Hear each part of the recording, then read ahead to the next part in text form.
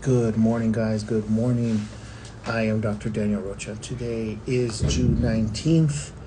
The gospel comes from Matthew chapter 5, verses 43 through 48. You have heard that it was said, love your neighbor and hate your enemy. But I tell you, love your enemies and pray for those who persecute you, that you may be children of your Father in heaven. He causes his sun to rise on the evil and the good, and sends rain on the righteous and the unrighteous.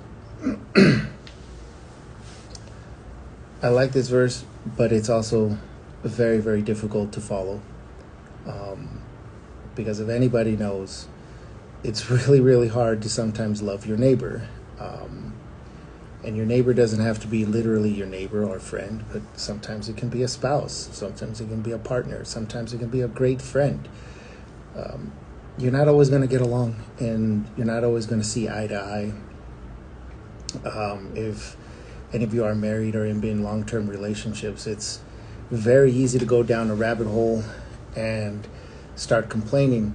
Maybe a spouse came up to you and said something to you that maybe you did inadvertently, but it caused you to be defensive. So instead of listening and understanding their perspective or where they came from, you reacted and started being aggressive and defensive. And then both of you start exchanging 2-for-2 comments. So this is very hard to do. Maybe this is why it's Jesus and God, and we're human and we make mistakes, and it's really, really hard to just always love your neighbor and not hate your enemy, because your spouse, your partner, they're not your enemy. Your best friend, they're not your enemy.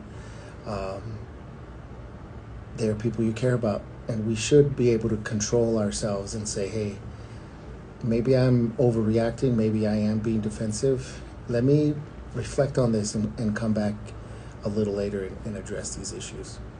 Hopefully this gives a little insight, but please don't hinder or hurt yourself by saying this is too hard. Keep trying, keep practicing, and keep getting up every time you fall. Till next time, guys, peace. I'm Dr. Daniel Rocha. Out.